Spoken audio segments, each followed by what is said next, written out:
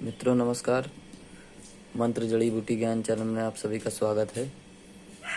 उम्मीद करता हूँ आप सभी भाई ठीक होंगे और मेरे जो भी बताए हुए नुस्खे हैं उसका लाभ उठा रहे होंगे और दूर दूर तक अपने दोस्तों को शेयर कर रहे होंगे। आज आपके लिए मैं एक नुस्खा लेके आया हूँ जो बहुत ही पावरफुल और बहुत ही ज़बरदस्त बहुत ही पावरफुल है। ये नुस्खा देखने में तो खाली छोटा सा है, मामूली सा है, लेकिन इसके फ़ायदे बहुत ही ज़बरदस्त हैं। इस नुस्खे के फ़ायदे सबसे पहले मैं ये बता देता हूँ। जिन भाइयों ने हस्तमैथुन करके अपनी शरीर में पूरी तरह से वीर्य ख़त्म कर लिया है, खाली कर लिया है वीर्य, ठीक, जिसकी वजह से उनको धात की प्रॉब्लम है, लंबे समय से धात की प्रॉब्लम होती है, ठीक, ये प्रॉब्लम इसी वजह से होती है। अब सबसे पहले मान लीजिए बच्चा जब बड़ा होता है उसको माँ बाप उसके भेजते हैं पढ़ाई करने के लिए स्कूल में कि बच्चों मेरा बच्चा पढ़ाई कर रहा है। माँ बाप तो ये आस लगा के बैठे रहते हैं कि वो पढ़ाई कर रहा है, लेकिन स्कूल में जाके किसी गलत संगत में पढ़ के पोर्नो फिल्म देखने लगते हैं, सब कुछ करने लगते हैं, सारी गलत आदतें सीख लेते हैं। लेकिन माँ बाप बेचारे इतना पैसा बर्बाद करते हैं पढ़ाई करवाने के लिए, लेकिन वो पढ़ाई तो नहीं कर पाते हैं, दूसरी पढ़ाई सीख लेते हैं जो अपनी ज़िंदगी बर्बाद कर लेते हैं। पूरी ज़िंदगी समझ लीजिए बर्बाद हो जाती है। फिर बंदा गलत दोस्तों के चक्कर में पड़ता है। उनको दोस्त बताते हैं हस्तमैथुन करो, उसको शुरू में तो ये सब नहीं मालूम होता है, लेकिन जब वो हस्तमैथुन करता है तो उसको इंतज़ार जब वीर स्खलित होता है तो उसको आनंद आने लगता है। फिर उसके बाद वो धीरे धीरे और करने लगता है। उसके बाद करते करते उसकी एक आदत सी बन जाती है।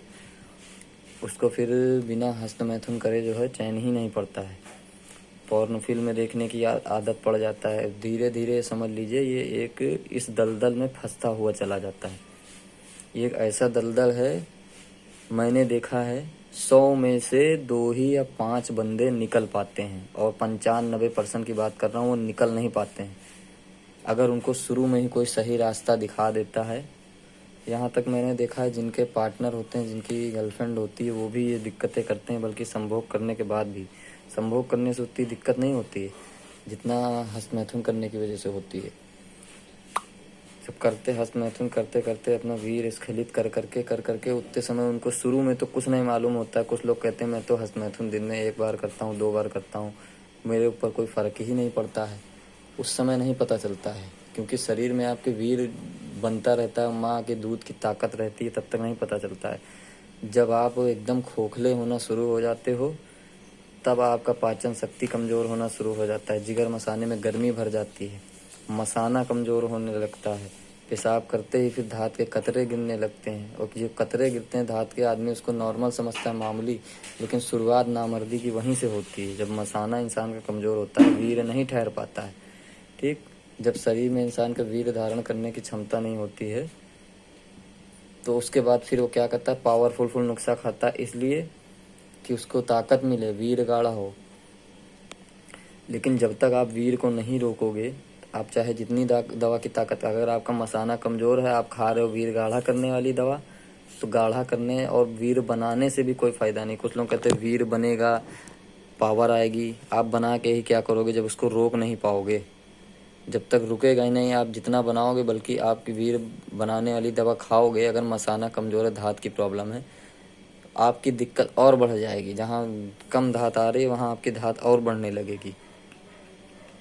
तो सबसे पहले मैं आपको बताना चाहूँगा, आपने जो भी गलत जितनी संगत है आप उस संगत को सुधारिए।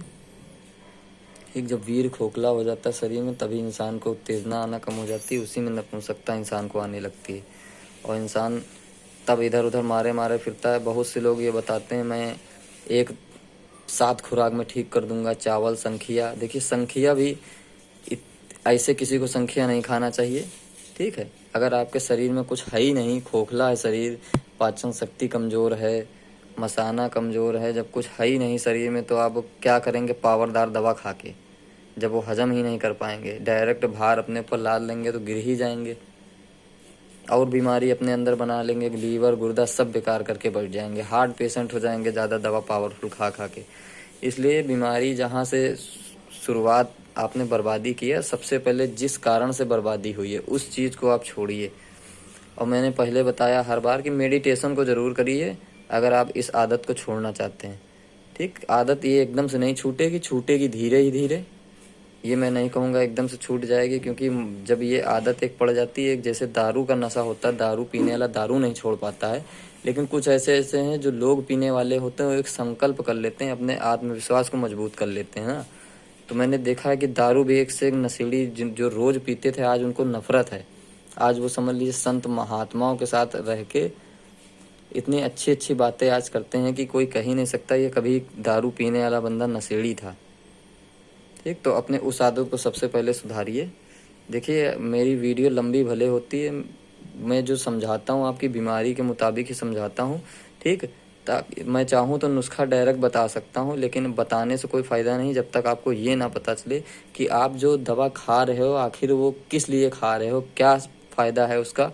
क्योंकि मरीज़ को अगर ये पता रहता मैं ये दवा खा रहा हूँ मेरी इस प्रॉब्लम को ठीक करेगा, तो उसके दिमाग में भी खाने के बाद ये सोच ज़रूर आती है कि मैं ठीक होऊंगा। और ये उसको रहता कि मैं इस बीमारी की दवा खा रहा हूँ, तो उसके दिमाग में ये भी चीज़ चलती है, तो उसके सुधार और होता है। आपको अगर आप दवा डॉक्टर के पास लेने जाते हो, उस आपने सारी दिक्कत बताया, वो दवा देता है, लेकिन आप तब भी कंफ्यूज रहते हो आखिर दे किस चीज़ की दवा रहा है। ठीक, इसलिए अपनी परेशानी के हिसाब से दवा खाइए। ये दवा जो है धात, स्वप्न दोष, शीघ्र पतन, जिनके शरीर में वीर की कमी है, ठीक है, वीर बर्बाद हो गया है, शरीर खोखला कर लिया है वीर से,